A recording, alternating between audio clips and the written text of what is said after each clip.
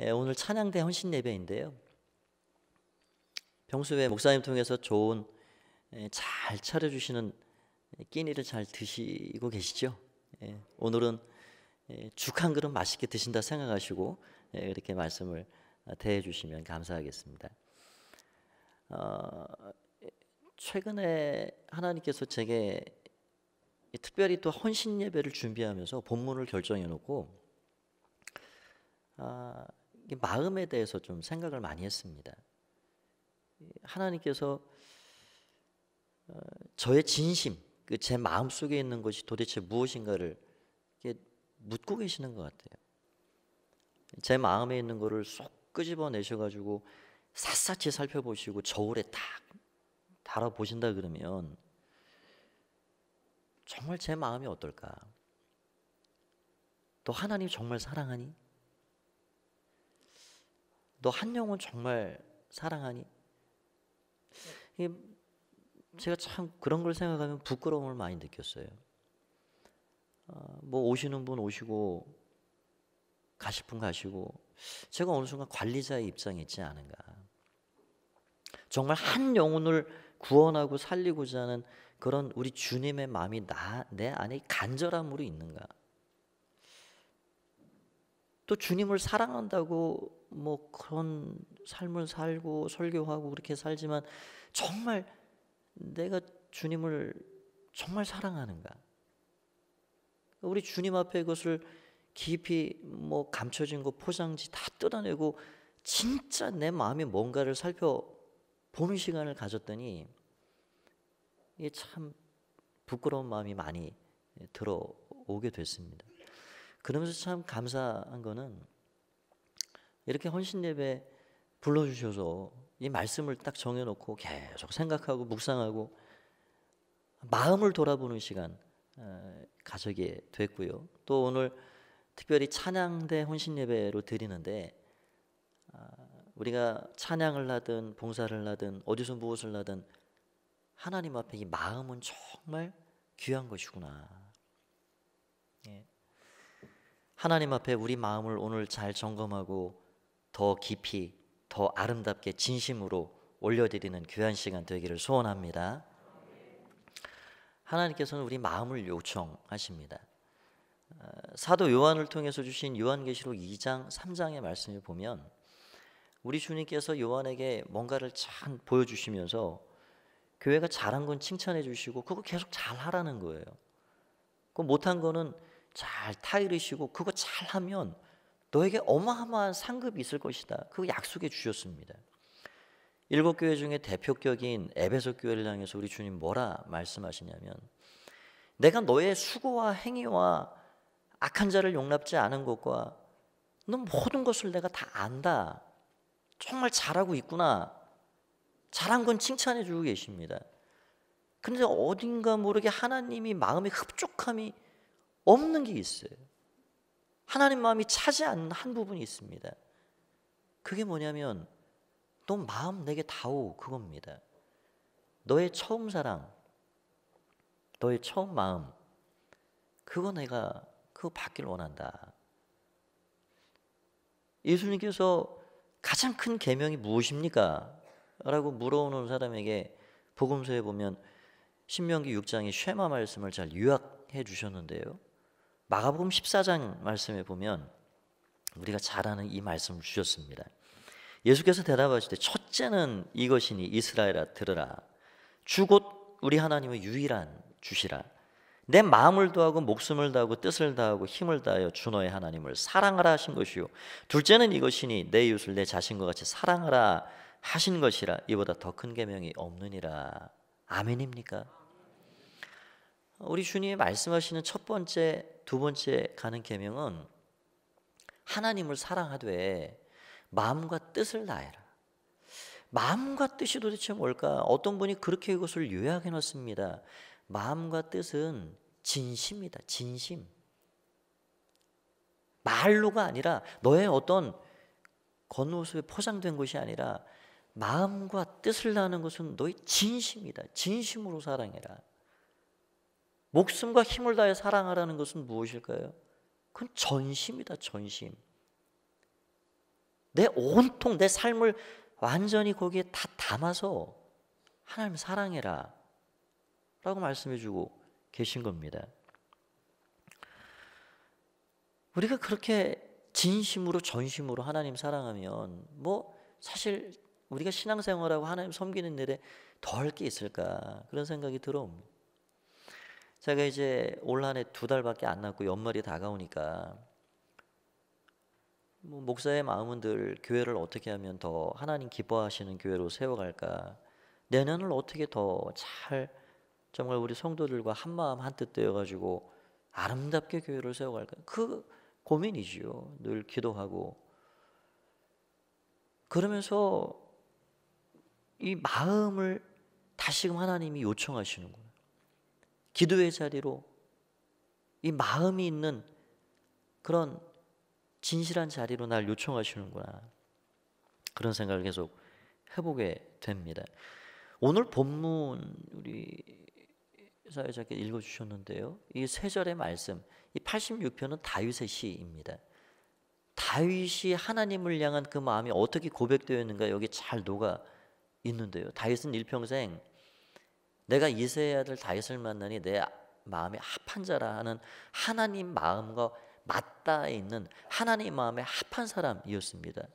그의 인생을 사무엘서 쭉 우리가 살펴보면 밧세바 이외에 그의 평생은 정말 양치기 소년부터 하나님 앞에 갈 때까지 온전한 마음을 갖고 살았어요. 성전을 지을 때도 얼마나 하나님이 흡족하셨는지 왕위를 보장해 주시고, 하나님 제가 하나님 집 지어드릴게요. 아니 내가 너의 집을 지어줄게. 하나님 너무 그 마음을 기쁘게 받으셨습니다. 그런 다윗이 오늘 뭔가 기도를 하고 있고 뭔가 결심을 하고 있는데요. 그래서 오늘 이 본문 3절의 말씀에서 2가지를 좀 생각을 해보고자 합니다. 첫 번째는 일심의 마음이라는 겁니다. 일심으로. 우리 11절을 같이 한번 읽어볼까요? 다윗이 하는 기도입니다. 시작. 여호와여 주의 도를 내게 가르치소서. 내가 주의 진리에 행하오리니 일심으로 주의 이름을 경외하게 하소서. 다윗은 일심으로 하나님을 경외하고 싶다고 그렇게 기도하고 있어요. 그런데 그 일심의 마음으로 하나님을 경외하기 위해서 뭘 구하고 있습니까? 하나님, 주님의 도를 제게 가르쳐 주십시오. 주님이 뭘 원하시는지 마음과 뜻과 그 계획과 그 진리를 제게 가르쳐 주십시오. 그러면 제가 그 진리를 따라 순종하고 살겠습니다. 아주 하나님을 향한 가난한 마음, 하나님 말씀을 주시면 순종하고자 하는 그 마음, 너무 기뻐하실 만한 마음이지요. 그래서 하나님, 제가 일심으로 주님을 경외하고 싶습니다. 주님을 섬기고 싶습니다. 일심이란 말은 말 그대로 한 가지 마음입니다. 한 가지 마음. 어떤 분이 근심은 어디서 오는 거냐? 마음이 벽처럼 갈라지는 데서 근심은 찾아온다. 이리저리 갈라지면은 그 마음이 어떻게 평안하겠습니까? 근심 걱정이 계속 찾아오는 거죠. 그럼 평안은 뭐냐? 마음이 하나 된 게 평안이라는 거예요. 근데 갈라지는 것보다 더 심각한 건 뭐냐? 더 안 좋은 건 뭐냐? 마음이 완전히 쪼개져서 2개로 나눠진 게 더 좋지 않은 마음이라는 겁니다. 그래서 야고보 사도는 2 마음을 가진 자들아, 너의 손도 씻고 마음을 한 마음으로 합치라는 거예요. 왜 한 입에서 찬양도 나오고 저주도 나오고 그 마음이 갈라서는 안 된다는 겁니다. 예를 들어서 우리가 사랑하는 아내를 앞에 놓고 여보 사랑해요 하고 저쪽 가서 미스김 사랑해 그럼 되겠습니까? 하나님은요 우리 마음을 원하세요. 마음 받기를 원하시는 거예요. 한 마음, 한 가지의 마음, 그것이 일심의 마음이지요. 우리는 교회에 오면 하나님 사랑해요, 교회 밖을 나가면 너무 사랑하고 연애할 게 많아서 사랑 고백할 게 많은 삶을 혹시 살고 있지 않은지, 여러분, 신앙이란 무엇일까요? 신앙이란 일편단심 내가 믿고 바라는 그 하나님 사랑하고 사는 겁니다. 한 마음으로. 오늘 찬양대 오신 예배에 우리가 정말 귀한 찬양 참 감사한데요. 우리 찬양이 아름답게 하모니가 되어서 올려진다는 게 뭘까요? 각자의 나의 주어진 파트에서 나의 성량과 나의 음색을 잘 내 소리를 내는 거예요. 다른 소리에 귀를 기울이고 내 소리만 확 내지르는 게 아니라 잘 하모니를 맞춰서 내 파트에서 내 소리를 잘 내는 겁니다. 성경은 끊임없이 한 마음 한 뜻을 품어라 말씀해 주고 있는데, 그게 그냥 똑같은 마음을 품어라 그런 뜻이 아니고요. 우리는 각자 모양이 다르고 부르심이 다르고 사명이 다릅니다. 최춘천 할아버지 말처럼 사명은 각자입니다. 우리가 몸된 교회를 섬기면서 직분도 다르고 직책이 다르고 하나님 맡기신 달란트가 다릅니다. 다른 이들을 존중하면서 나는 나의 자리에서 최선을 다해 섬기는 것. 그럴 때 거기서 아름다운 오케스트라 하모니와 같은 소리가 퍼져나는 거지. 여러분, 우리가 이런 일심의 마음을 갖기 원합니다. 우리 상남교회 모든 성도님들은 이 한 가지의 마음을 가지고 주님을 잘 섬기는, 그래서 하나님의 은혜와 복을 충만히 누리시며 사시는 여러분들이 되시기 바랍니다. 두 번째로는 전심입니다. 전심으로. 우리 12절 13절을 같이 한번 또 읽어보겠습니다. 시작. 주 나의 하나님이여, 내가 전심으로 주를 찬양하고 영원토록 주의 이름에 영광을 돌리오리니, 이는 내게 향하신 주의 인자하심이 크사 내 영혼을 깊은 수월에서 건지셨음이니이다. 다윗이 지금 전심으로 하나님 찬양하고 싶습니다. 왜냐하면 그 13절이 그렇게 되어 있죠. 나를 향하신 주님의 인자하심이 너무 크고, 나를 사랑하시는 그 사랑이 너무 크고, 내 영혼을 수월에서 건져주셨기 때문입니다. 이 수월이라는 것은 지옥의 불구덩이의 구약적인 표현입니다. 나를 멸망의 운명에 빠진 나를 우리 주님이 사랑하셔서 나를 거기서 건져주셨다는 거예요. 그 은혜가 너무 커서 하나님, 제가 전심으로 하나님 찬양하고 살고 싶습니다. 그런 다짐을, 기도를 드리고 있는 것입니다. 여러분, 우리가 그렇게 다윗처럼 고백하고 살아야 하지 않을까요? 우리가 받은 은혜가 다윗보다 못한 은혜가 결코 아닙니다. 우리는 어찌 보면 다윗보다 더 큰 은혜, 사랑을 받은 사람들이지요. 하나님은 우리를 얼마나 일심으로 전심으로 사랑해 주셨는지, 하나님이 우리를 사랑한 그 사랑은요, 어디 뭘 남겨놓고 감춰놓고 그 일부분으로 사랑하신 게 아니죠. 독생자를 우리에게 주셔서 사랑하셨다는 것은 전부를 주셨다는 사랑입니다. 10 중에 하나를 주신 것이 아니라 하나밖에 없는 그 전부를 내주신 사랑. 그래서 하나님 사랑은 조각 사랑이 아닌 전부의 사랑입니다. 뭘 감춰놓고 아끼지 않으셨어요. 다 주신 겁니다. 독생자를 주셨다는 건 다 주신 거예요. 우리에게 전부를 주신 그 하나님, 우리 마음을 소유하고 우리의 삶을 그렇게 완전히 소유하길 원하시는 거예요. 그래서 멸망의 운명에서 우리를 창세전에 예정하시고 선택하셔서 우리를 지명에 불러 너는 내 것이라 말씀하시며, 우리를 하나님의 자녀와 소유와 백성으로 삼으셔서 우리에게 베푸신 그 은혜 얼마나 감사한지, 다윗이 받은 그 은혜 이상의 은혜, 그 사랑을 받고 다윗은 그 사랑에 너무 감격스럽고 너무 감사해서 하나님, 내가 전심으로 하나님 평생 찬양하고 싶습니다. 그런 다윗의 마음처럼 우리도 그렇게 하나님 앞에 우리 마음을 올려드리며 살아가야 하지 않을까 생각이 됩니다. 오래전에 들은 이야기인데요, 미국의 어떤 한인 고고학자가 교수님이 계셨는데 그분이 이렇게 학교에 왔다 갔다 하는 길에 농장 어디 이렇게 일하는 곳에서 흑인 노예가 주인한테 너무 매를 맞고 있었다라는 거예요. 아이고 저러다 죽겠다.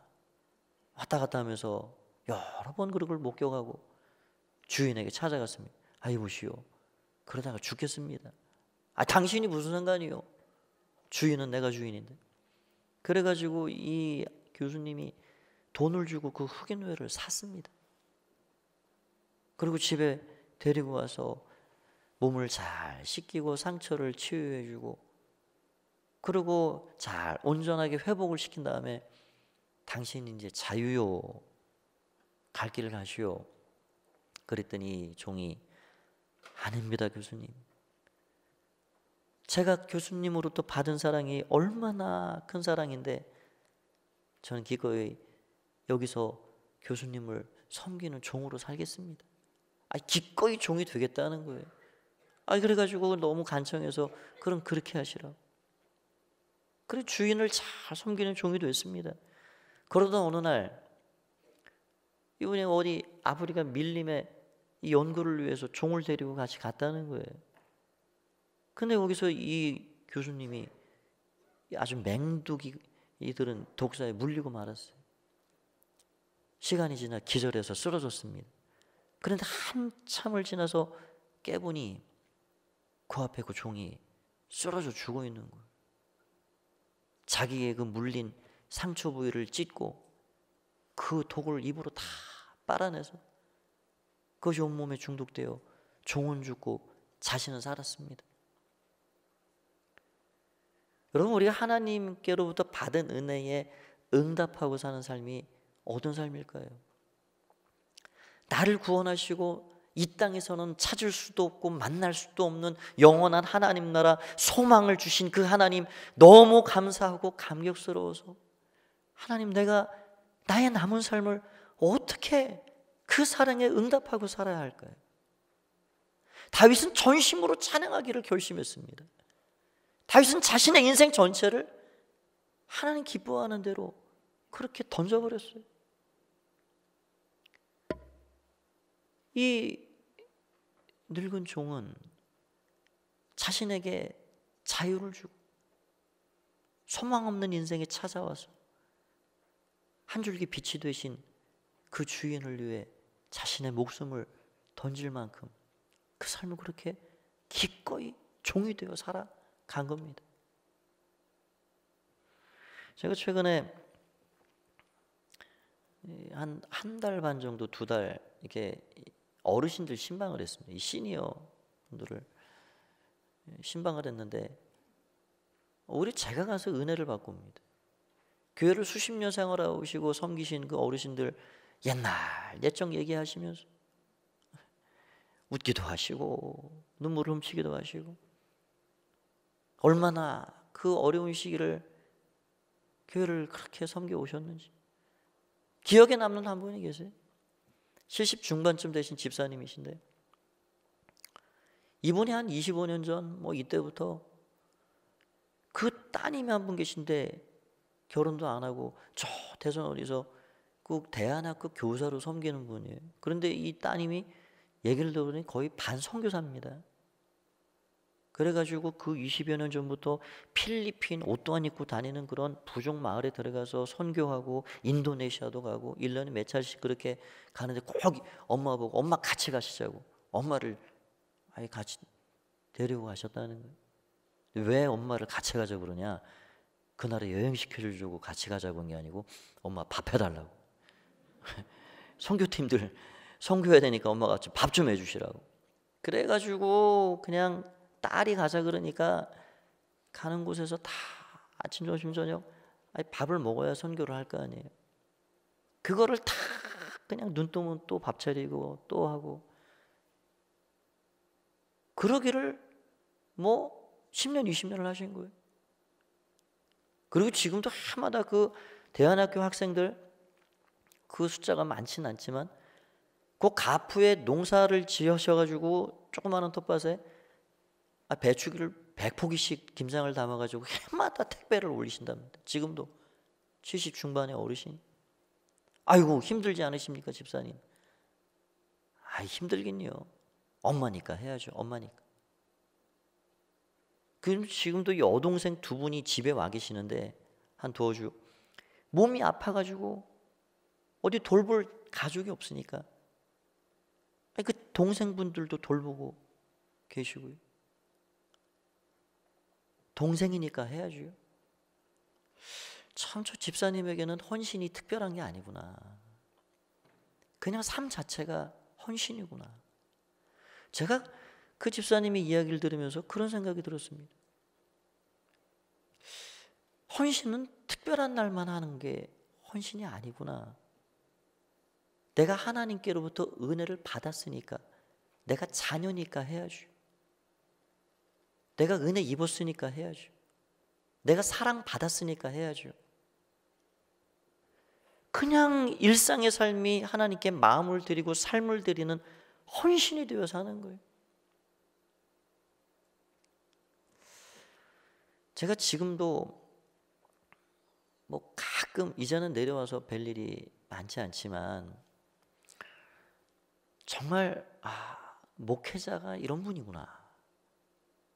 그 모델이 될 만한 한 분이 계십니다. 제가 노량진 교회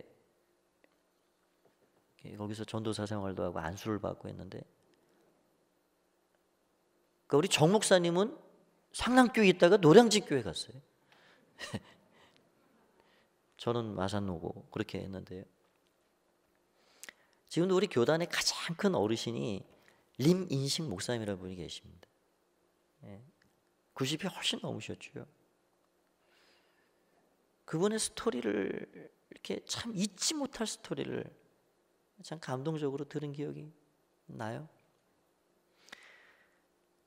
그분이 이북에서 이렇게 월남을 하셨는데 전쟁통에 6.25 전쟁통에 청년 시절 신앙의 자유를 찾아 고향 땅 버리고 다 그 동네 주민이 동네 분들이 다 됐습니다. 그런데 내려오는 길에 갑자기 어느 지점 와가지고 이 다리가 퉁퉁 붓고 통증이 오는데 더 이상 일행하고 같이 따라갈 수가 없게 된 겁니다. 그래가지고 아이고 저는 안 되겠습니다. 먼저 가십시오. 제가 하룻밤을 여기서 지내고 부지런히 쫓아갈게요. 우리가 어디 동네에서 만나자. 그리고 동네 사람들 일가 가족들을 다 보낸 거예요. 그리고 하룻밤을 묵고 아침이 됐는데 거짓말처럼 다리가 통증이 다 없어지고 싹 낫게 됐습니다. 이게 웬일이냐. 그리고 부지런히 약속 장소로 갔어요. 갔는데 기겁할 일이 생긴 거예요. 폭탄이 떨어져가지고 널브러진 시체들만 있는 겁니다. 앞서간 모든 분들이 다 죽어 있어요. 이 청년 이민식 목사님이 할렐루야 살았다 기뻐한 게 아니고 하나님 왜 저를 살려주셨습니까? 왜 저를 살려주셨습니까? 살았다는 두려움이 막 엄습해 찾아오는데 왜 제 다리를 아프게 하셔서 저를 무엇 하시려고 저를 살리셨습니까? 거기에서 심한 어떤 하나님의 부르심을 받게 된 거예요. 그래가지고 하나님, 저를 살리신 하나님의 뜻과 마음이 있을 줄 압니다. 제가 제 인생 허투루 살지 않고 하나님 앞에 제 인생 온전히 전심으로 일심으로 드리며 헌신하겠습니다.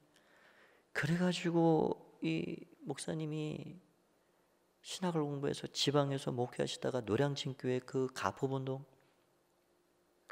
아니죠. 노량진 본동. 거기 지금 또 달동네거든요. 그 가난하고 어려운 동네에 오셔가지고 얼마나 희생 충성 봉사를 다 하셨는지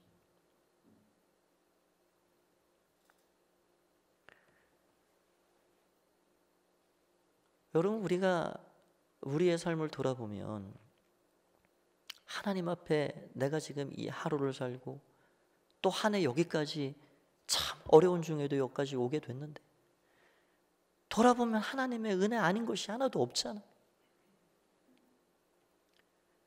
하나님, 나에게 왜 이 시간을 주셨습니까? 나에게 왜 이 기회를 또 주셨습니까?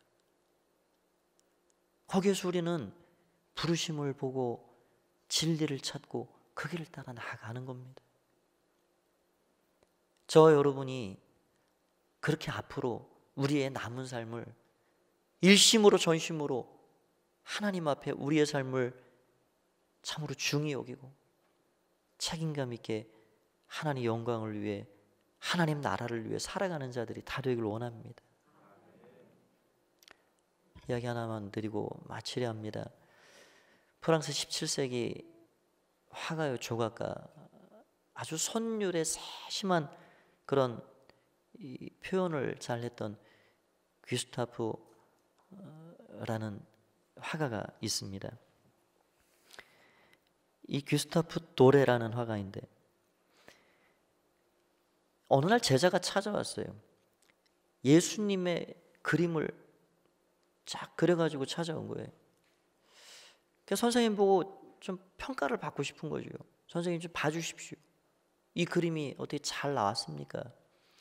한참을 보고 있던 귀스타프 도레가 그렇게 얘기를 했습니다. 자네가 그분을 더 사랑했다면, 그분을 더 사랑한다면 더 좋은 그림이 나올 걸세. 우리가 주님을 더 사랑하면 우리의 찬양은 더 아름다워질 것입니다. 우리가 주님을 더 사랑하면 우리의 헌신은 더 향기로워질 것입니다. 우리가 주님을 사랑하면 우리 인생 드라마는 더 명작품이 될 것입니다. 오늘 다윗의 마음, 일심으로 전심으로 하나님 앞에 살고자 했던 그의 마음이 오늘 저 여러분의 마음이 되길 원하고, 아름답고 귀하고 멋지게 하나님의 기쁨 되어 살아가는 그런 귀한 삶이 우리의 삶에 충만하게 넘쳐나기를 간절히 축원합니다. 주의 은혜가 함께 하시기를 말씀 통해 간절히 축원드립니다. 기도하겠습니다. 살아계신 주님을